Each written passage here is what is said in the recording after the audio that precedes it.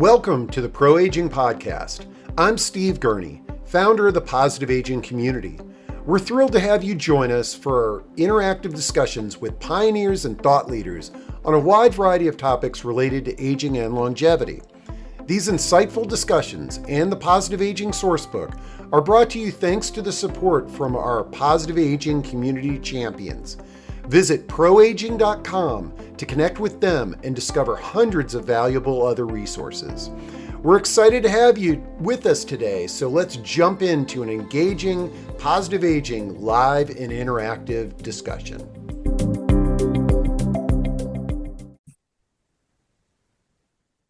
All right, folks, I am super excited today to be with Casey, who's going to share with us a little bit of insight on the dementia-friendly community movement.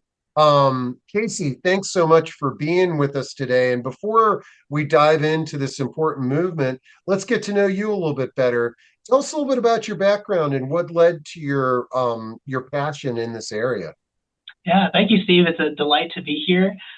Talk about one of my passions, which is dementia-friendly communities. My first interaction with dementia was actually as a family care partner myself. So I grew up with my mom and her parents. So my grandparents were as much parents to me as anyone in my life. And my grandfather, when I was about 11 years old, was diagnosed with a form of dementia called Lewy body dementia. And he lived with Lewy body dementia for the last few years of his life.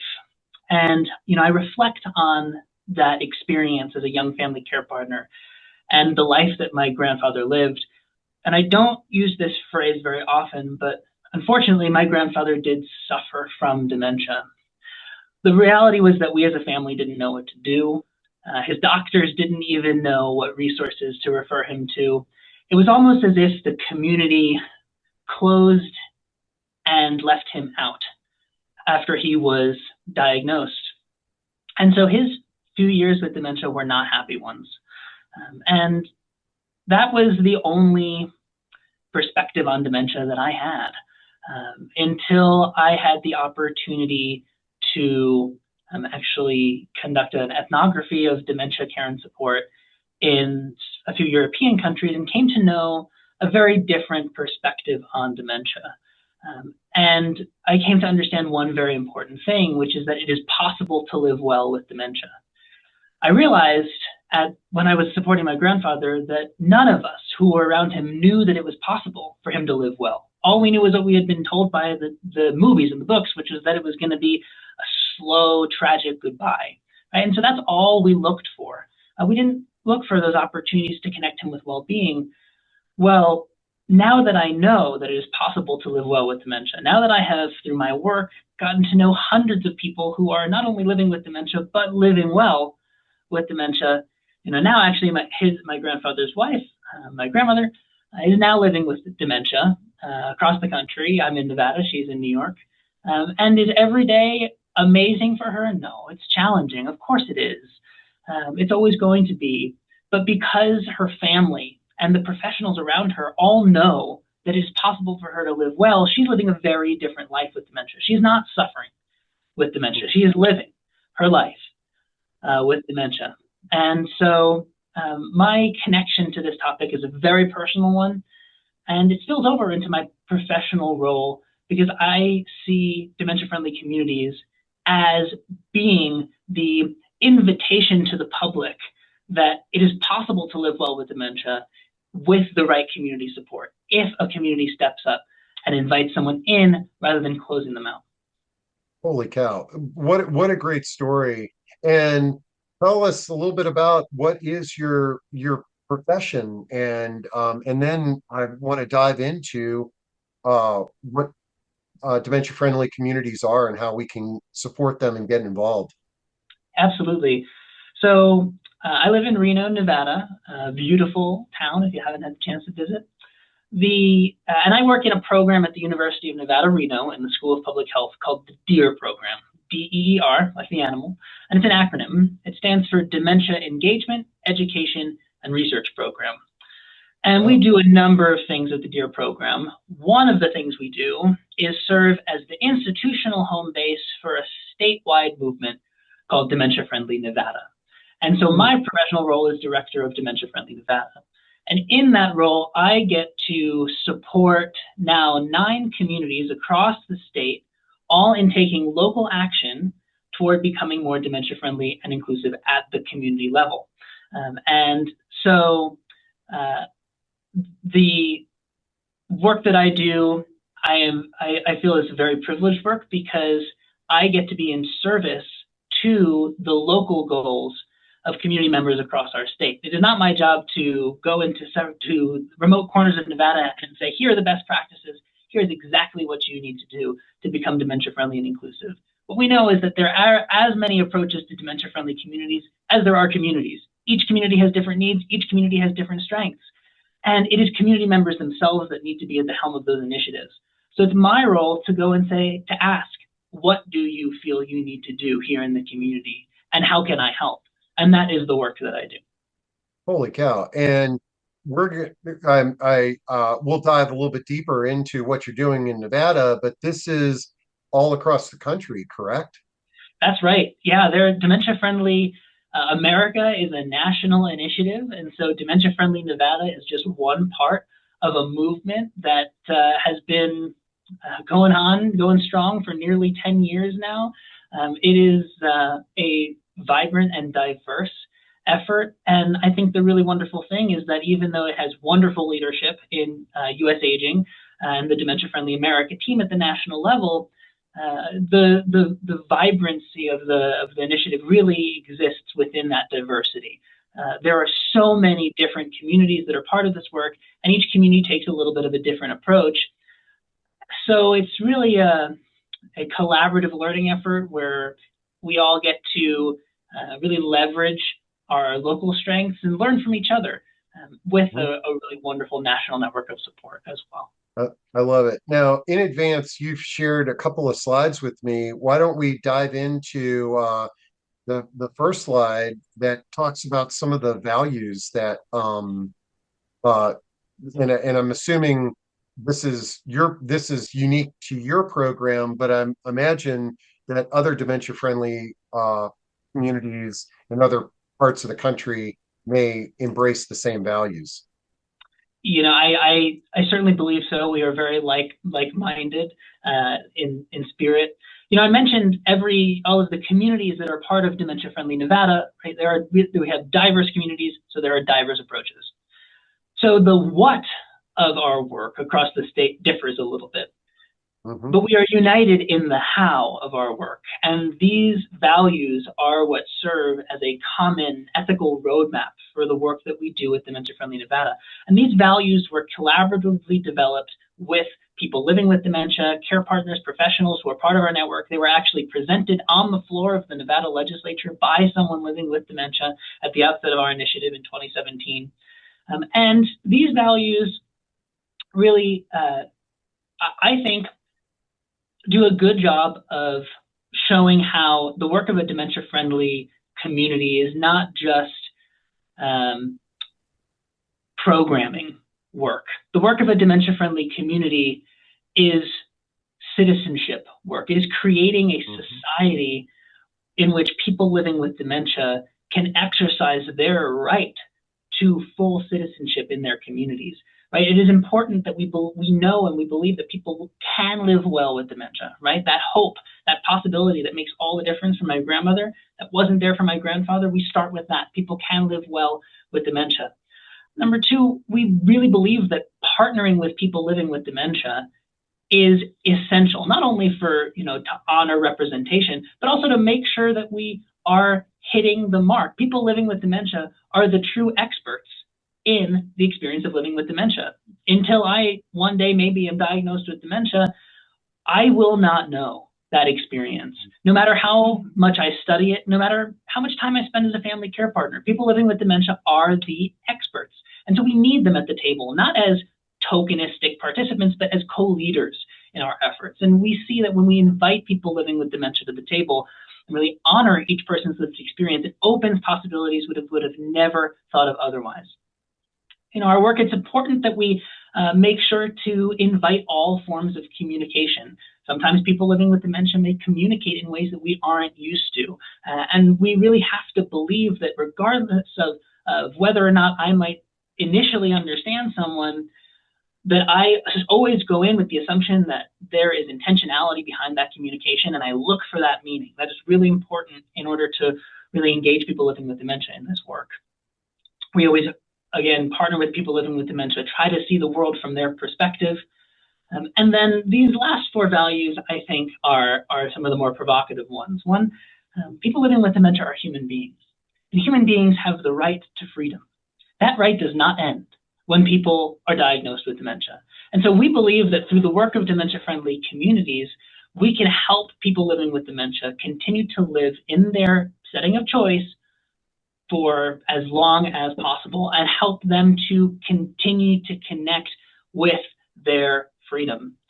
We believe that people living with dementia can grow and thrive, that they have futures, that their life does not end with a diagnosis. It does not begin, the beginning of the end is not, a diagnosis is not the beginning of the end. It is a new chapter. And in fact, I work with people living with dementia who have written whole books about their experience of living with dementia, have stepped into new meaningful roles, advocacy roles, not in spite of their dementia, but because of it, right?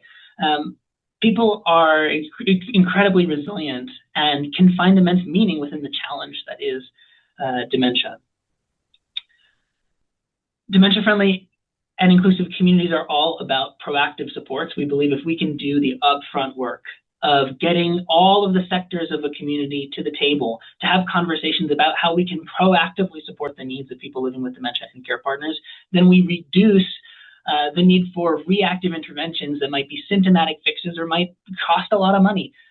Proactive upstream solutions are where it's at. And then lastly, this is one of my favorites, a dementia-inclusive community is a strong community.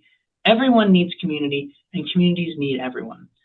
You know, I think often it can be easy for us in the dementia-friendly community space to just think about the work as being done on behalf of people living with dementia, right? This is an initiative for people living with dementia to make their lives better, and that is true. Often that is sort of where our motivation lies. That's certainly where my motivation lies, to make people like my grandfather be able to live, connect with well-being more often. But the reality is that a dementia-friendly and inclusive community is a community that is better connected to all of its citizens. It's a community where even the most vulnerable among us have active citizenship roles. A dementia-friendly and inclusive community is a better community for everyone to live in, period.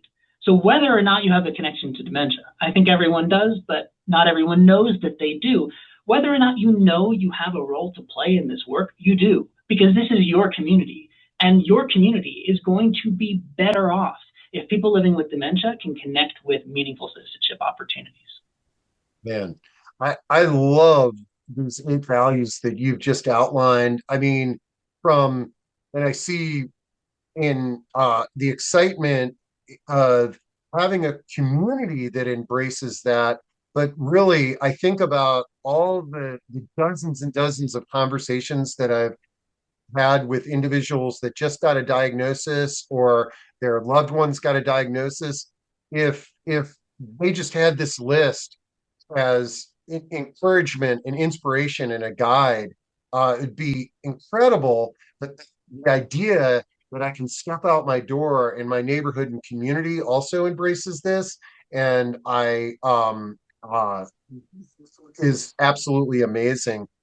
I really like what you said about you know the partnering with people with dementia and honoring them, because we've all seen the checklists that are out there, the things to do if you are diagnosed, and this, that, and the other, and those are very important, and we need to continue with that content.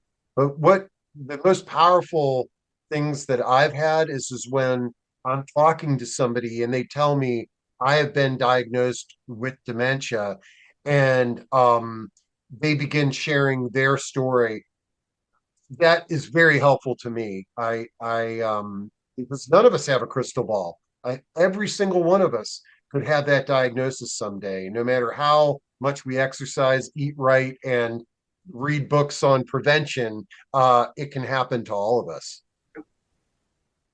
Yeah, And and I will also say that uh, while it can seem like a big task or sort of or perhaps a somewhat abstract concept, like what is a dementia-friendly community? And often, especially when I'm going around the corners of Nevada and saying, "Hey, small rural community, wouldn't you like to join the Dementia-Friendly Nevada initiative and be our newest community group?" A lot of the times the question is, well, what does dementia-friendly mean? Like, what does that mean? And and I think a really useful way that I have found to think about it is um, if you walk down the street, walk down the downtown of your area, go to your local bank, go to your local grocery store, look around you the next time you're out in your community, and you will see the physical evidence of society's commitment to people living with physical disabilities to ensure that people who move through the world differently deserve to access all corners of their community. They deserve to be full people. We have made that commitment as a society. There are ramps to access elevated spaces. There are buttons to open automatic doors, or the doors open themselves. There are curb cuts. And you even see it in the way that people talk to each other. We use person-first language. We don't call someone a wheelchair person just because they use a wheelchair to get around. We know that there's more to that person than just how they move, just that wheelchair. They are a full human being. And so if we think about a dementia-friendly and inclusive community as, well, what does it mean to build cognitive ramps? This is a concept from Dr. Al Power. And really think about, well, what are the adjustments that we can make in the community, whether it's physical infrastructure or education and awareness, in order to support people living with dementia in engaging in as normal way as they can and being a full citizen, in addition to creating programs and spaces for people living with dementia, which is important. Mm-hmm. How does it mean to create spaces that are inclusive of everyone, including people living with dementia, so that people living with dementia can go to the grocery store, go to the bank, go to the library, and know that they will be supported? And that's a future that I hope I will see, like, in my lifetime, realized, where we as a society have decided to make that same commitment for people living with cognitive disabilities. I think the more that we can contextualize dementia as a cognitive disability, where people living with dementia have the right to support, the better off we are going to be in this work. And I see us moving in that direction. I see inspiring examples from across the Dementia-Friendly America movement of communities that are making this commitment. And so we are doing this. The momentum is building. I love it. I love your comparison to physical disabilities. It's, when you see somebody with crutches or a wheelchair or having difficulty, we open the doors, we do these things, and we need to be doing the same thing for people with cognitive disabilities as well.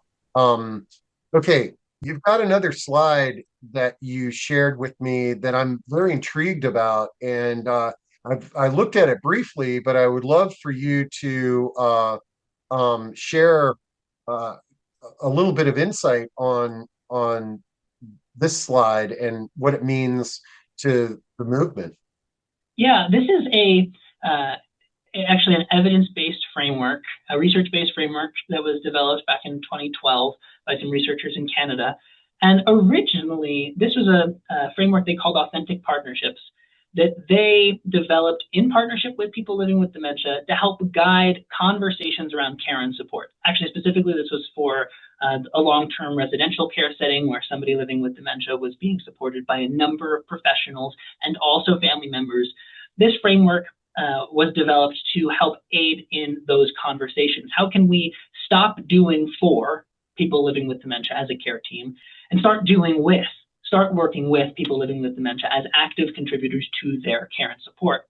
Well, as it turns out, this framework is just as useful for the conversations that happen at the dementia-friendly communities level as they are for conversations at the care and support level. And so we use this framework, Authentic Partnerships, as a way to continually reflect on those values that we talked about before. The three guiding principles in the pink, sort of the middle layer: genuine regard for self and others, focus on the process, and synergistic relationships. These are aspects of our work that we reflect on continuously. We make sure that we are believing in the potential of people, of all members at the table, including people living with dementia. We put relationships first and build trust, make sure that our relationships are reciprocal, that people are giving and getting, no matter what perspective or contribution they're making, and that we are committing to a dementia-friendly and inclusive process as its own good outcome. So we achieve those three guiding principles. And then around the outside, you'll see some enablers that help to make the work of authentic partnerships easier. But ultimately, I think this framework is important because it keeps us beholden to, I'm going to take a phrase from the disabilities movement here, a nothing about us without us approach. And again, this is core to the work of dementia-friendly communities. If we are simply a coalition of well-minded professionals who are working on behalf of people living with dementia, then not only are we doing a bad job of really upholding representation and justice within our work, making sure that people living with dementia have an active role in the futures that affect their lives, but we are going to miss the mark. We are going to miss out on the opportunity to really learn from the expertise of the people living with dementia in our communities. Man, I love it. Boy, you've really shared some insights that and a perspective that I've not really heard before. And so my eyes have personally been open, and I hope that us having this discussion has done so for other folks. So to get involved with the dementia-friendly communities movement, obviously, which we'll have links below, is dfaamerica.org, and we can navigate to the various communities and things of that nature. And any other ways that we can be a part of this movement? You know, I think that you are sharing exactly the right resource. Dementia-Friendly America has a full, freely accessible toolkit for communities that are sort of wanting to start the work of becoming dementia-friendly and inclusive. I think that the first step is realizing that it is possible. And so often I feel, you know, I might be talking to one person who says, I wish my community would do this. I wish my community would take this step and start this journey toward becoming more dementia-friendly and inclusive. But, you know, I just don't see the leadership or the direction from our local government. Well, the good news is that these efforts don't have to start from the top. They can start with anyone. One person is enough to start the ball rolling. The great thing about the resources that are provided through Dementia-Friendly America are that they are designed to meet your community where you are at. So if you are just one person that says, hey, maybe I'd like to get this going, there are resources and steps to help you maybe go from one person to 5 people, and then engage those 5 people in thinking, well, how can we broaden the net, bring in the right perspectives to the table? Okay, now we're 50 people. How can we better understand what our community needs and act on that information to set goals, take action towards those goals, and evaluate our progress? You know, maybe it is time to connect with our local municipalities. There are resources on that too. There are, you know, this doesn't have to be, I think it is a very effective initiative, effective effort when local government is involved, when there are these big key players at the table. That being said, if that isn't the reality for your community, that should not be a reason to get demoralized, because even just here in Nevada, 7 of our 9 community groups don't have local government at the table and are doing incredible work. Yeah. So the constituency of your community group can really flex to where your community is at, and there are steps that you can take no matter where you are on that journey. I like how you frame that, and I especially like how you frame that with it could be 5 people, is that if you're listening to this and anything resonates with you, you might be thinking about your mom who lives in a community, and it's like, geez, it would be great if the community would embrace these principles. But one place to start could be on a cul-de-sac, and just bring together 5 neighbors and share with them that, hey, look, um, we're a community here, and there's a platform that we can get this started. And what this will mean, that it'll be a better life for my mom, because she and love her and you see her, and in turn it's gonna make a better life for you here in this cul-de-sac, and then see where it goes. So I You are so really right. like how you frame everything today. It's really opened my eyes to an amazing movement and another layer of dementia-friendly America that I wasn't aware of. So, Casey, thanks so much for your time today. Is there anything that you haven't shared today that you'd like to share with community? Yeah, I'm actually just going to pick up right where you left it, Steve, because you made such a good point that um, the the term, dementia-friendly community is intentionally vague as to what community means. Community can mean a lot of different things. Community can mean, a state, or community can mean a a church congregation. Community can Hmm. mean a cul-de-sac, or community can mean a city or a town. There are so many different um, scopes that can be applied in this work, and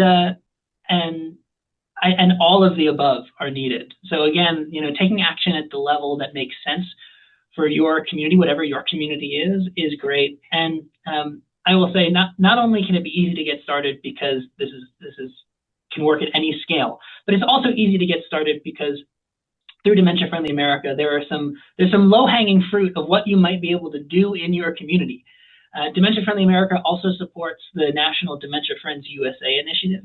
This is it's an opportunity for individual community members to access really wonderful foundational information about what is dementia, risks for developing dementia, ways to communicate with people living with dementia, and steps that they can take to better support people living with dementia in the community. All of our communities here in Nevada utilize the Dementia Friends program as one of the things that they do. So it's an easy first step for any new community that's coming into the network. Additionally, Dementia Friendly America oversees the Memory Cafe Alliance, another really fantastic way for communities to get started with the work of becoming more dementia friendly and inclusive. If your community is interested in launching a memory cafe, there are tremendous resources and success stories, not to mention a network of support and peers that you can connect with to learn together as you do this work through the Memory Cafe Alliance. And so there are some low-hanging fruit, some great options to get started. Plus, the world is your oyster with a dementia-friendly communities effort. You can really take the ball and run with it in whatever direction your community is passionate about, and whatever direction your community needs. So it's if you aren't part of the movement, please consider joining us. And maybe your community already does have a dementia-friendly effort, and so I encourage you to go to dfamerica.org and definitely find the closest dementia-friendly community near you. And if there isn't one close, then maybe that's your opportunity to get one started. I love it. Man, I really appreciate this, and I'm really psyched to have connected with you. And I know that I'll see you at the Dementia Friendsgiving celebration that is coming up here at the end of the year, and folks can sign up and learn about that at dfamerica.org as well. So Ryan, or Casey, sorry, Casey, thanks so much for your time, and I look forward to talking to you soon. Of course. Thank you so much, Steve. I really appreciate it.